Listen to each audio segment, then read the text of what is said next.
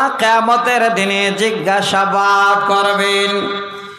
কাকে, কোন প্রতিনিধিকে জিজ্ঞাসাবাদ করবেন? আমি তিনটি শব্দ শোনাচ্ছি, খালি একটা একটা করে শুনবেন, ভুলে যাবেন না। এক নাম্বার হলো নবীজি বলছেন ফাল ইমামু রাইন ওয়া হুয়া মাসউলুন আন রায়াতিহি। আল্লাহর নবী বলেন, হে আমার উম্মত, যারা হলেন পৃথিবীর বুকে ইমাম, ইমাম মানে মসজিদের 5 ওয়াক্তের ইমাম অর্থ এখানে নয়। ইমামের অর্থ হলো এই রৌশনগঞ্জ গ্রামের যিনি হলেন মডল, আপনি যিনি হলেন বাড়ির মডল, আপনি যিনি হলেন এলাকার মডল, আপনি যিনি হলেন এই অঞ্চলের মাতব্বর, আপনি গ্রামের এই রকমের জন্য বিচারক, দায়িত্ববান লোক আপনার হাতে দায়িত্ব দেওয়া হয়েছে। আল্লাহর নবী বলছেন, হে সমস্ত দায়িত্ববানেরা, কঠিন কিয়ামতের দিনে তোমার গ্রাম সম্বন্ধে কিয়ামতের দিনে আল্লাহ সেই ইমামকে জিজ্ঞাসা করবেন, তুমি ইমাম, হে মডল, কেমন করে তুমি তোমার গ্রাম চালিয়েছিলে, তোমার সুন্দর করে এই সমস্ত লোকদেরকে নিয়ে চলেছিলে। আল্লাহর নবী বলেন, কিয়ামতের দিনে সেই দায়িত্ববান মডল, সেই নেতা, সেই মাতব্বরকে আল্লাহ জিজ্ঞাসা করবেন। আপনারা নিজেই ভাবেন, যদি সঠিকভাবে ইমামদের, মডলদের, নেতাদের বিচার না হয়, ঠিকভাবে যদি গাইড গ্রামে না হয়, সমাজে যদি গাইড না হয়, হে দায়িত্ববান লোকেরা, আল্লাহর কাছে জবাব দেওয়ার জন্য আপনারা প্রস্তুত থাকে। এক নাম্বার 2, আল্লাহ রাসূল বলছেন, ওয়াল মারআতু রাইন ফি আহলিহি ওয়া হুয়া মাসউলুন আন রায়াতিহি। এই রাজুলুন শব্দের মানে হলো যারা বাড়ির পিতা, বাড়ির মাতব্বর, 10 জন পরিবারের মালিক। ভালো করে শুনেন, আপনিও পড়বেন, আমিও পড়বো, যাদের 2, 4, 5টা ছেলে মেয়ে আছে, বিবি আছে, আপনার পরিবার আপনার আয়ত্তে আছে। আমি আপনাদের বোঝাতে চাই রে বাপ, কঠিন কিয়ামতের দিনে আল্লাহ যেন ওই সমস্ত গ্রামের বাড়ির মডলকে, ওই বাবাকে জিজ্ঞাসা করবেন, হে আব্দুল্লাহ, হে আব্দুল সত্তার, আমি তোমাকে তোমার পরিবারের দায়িত্ববান লোক বানিয়েছিলাম, তোমার 2 ছেলে 2 মেয়ে দিয়েছিলাম, তোমার বিবি দিয়েছিলাম, তোমার ছেলে মেয়েদের কি করে তুমি মানুষ করেছিলে, কিভাবে তাদের ওসিয়ত করেছিলে, কিভাবে নিয়ে তাদের তুমি দিন গুজরিয়েছিলে। হে আব্দুল্লাহর বাবা, এবার তুমি তাড়াতাড়ি করে আমার কাছে তোমার পরিবারের হিসাব দাও। পাই করে হিসাব দিতে হবে।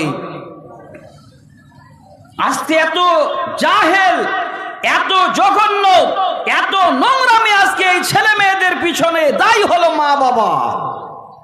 যদি বলেন কেন, আমি দায়িত্ব আপনাদের বুঝিয়ে দিচ্ছি, একটু শুনবেন। মায়েরা এবার চমকে গেলেন, তাহলে তো আমার স্বামী আল্লাহর কাছে ধরা পড়ে যাবে।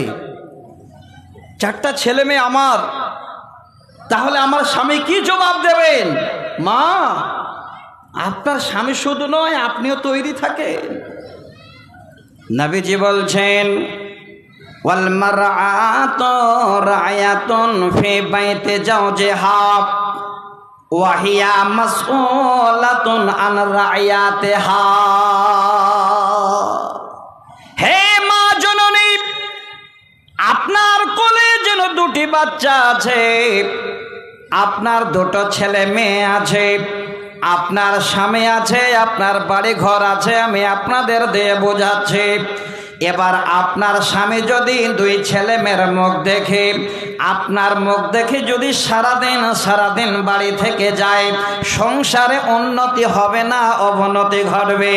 তাহলে আপনার স্বামীর প্রয়োজন মা সকাল যখন হলো আপনাকে দুইটা ছেলে দিয়ে নিজের বাড়ি দিয়ে তোমাকে নিজের ঘরে রেখে দিয়ে সকাল বেলায় শামসি গিয়ে এবার সারাদিন কাজ করা, রাজমিস্ত্রির জোগাড়ি দেওয়া, ইনকামের জন্য ছুটে বেড়াও। এবার ভালো করে বুঝলেন রে মা বোন, আমি আপনাদের বলছি, আল্লাহর রাসূল বলছেন যখন তোমার স্বামী তোমাকে বাড়ি দিয়ে ছেলে মেয়ে দিয়ে বেরিয়ে চলে গেল, হে আল্লাহর বান্দিরা, ওই বাড়ির মালিক হলে তোমরা, এটা তোমার দায়িত্ব। ওই ছেলে মেয়েদের তুমি কিভাবে দেখবে, তোমার স্বামীর ঘরকে কিভাবে দেখবে, তোমার স্বামীর জন্য তুমি বড় একটা নিয়ামত আমানত কিভাবে তুমি থাকবে। আল্লাহর নবী বলছেন ওই সমস্ত বাড়ির মহিলাদের মালিকদের কিয়ামতের দিনে জিজ্ঞাসা করবেন, ওরে আল্লাহর বান্দি, তোমার স্বামী যখন ঘরে ছিল না, ওই স্বামীর ছেলে মেয়েদের স্বামীর ঘরকে তুমি কিভাবে দেখভাল করেছিলে, এবার তুমি ওই সময়টার হিসাব আমার কাছে দাও।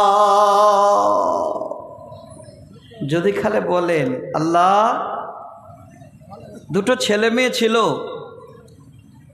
আর ওই সময় আমার স্বামী শামসি গেছে, সুযোগ পেয়েছি 5 কিলো ভুট্টা নিয়ে গিয়ে ফেরিওয়ালাকে দিয়ে আমার ছেলেকে ফুচকা খাওয়িয়েছি, তাহলে আল্লাহ ছেড়ে দেবে নাকি? না, মা জননী সাবধান, আপনাদের অনুরোধ করছি, আপনার স্বামীর ঘর থেকে স্বামীর বিনা ইজাজতে 5 কিলো ভুট্টা নয়, একটা ভুট্টার দানা আপনি কাউকে দিতে পারবেন না, একদম সহি হাদিস থেকে নিষেধ আছে। কিয়ামতের দিনে জবাব দিতে হবে, উপায় নেই আপনার। এবার আমার বাপজানদের আরেকটা হাদিস শোনাচ্ছে। হে বাপ, যারা বসে আছেন খুব ভালো করে কর্ণপাত করে শুনবেন। অনেক বাপ আমার চার দোকানে গিয়ে তখন ভাষণ দেয়। কি ভাষণ? হাজি আব্দুল্লাহ, আমার সব দায়িত্ব আমি নিভে নিয়েছি। বলে কি করেছে জি? 4টা ছেলে বড় হয়ে গেছে, ছেড়ে দিয়েছি, যা যা করে কাবি খা। 2টো মেয়ে বড় হয়েছে, বিয়ে দেওয়ার মতো, ওরা পড়ছে কলেজে, আমার ওদের নিয়ে কোনো চিন্তা ভাবনা নেই, ওদের যা খুশি তাই করুক, আমি 2টো পাবো আর খাবো। সহজ। জন্ম দিলেন আপনি ছেলে, জন্ম দিলেন আপনি মেয়ে, আপনি গ্রাম বাড়ির দায়িত্ববান মানুষ, আপনি দায়িত্ব দেওয়ার পরে দায়িত্ব নেবেন না, ছেড়ে দেবেন? যদি ছেড়ে দেন, দায়িত্ব যদি ঠিকমতো পালন না করেন, কথাটা ভালো করে শুনবেন, আমি হাদিসটা শোনাচ্ছি।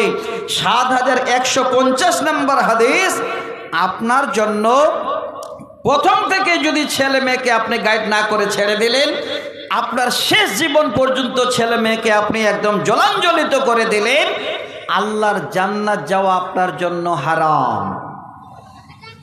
এই ছেলেরা আপনার জান্নাত যেতে দেবে না, সেখানেই বাধা হয়ে দাঁড়িয়ে যাবে।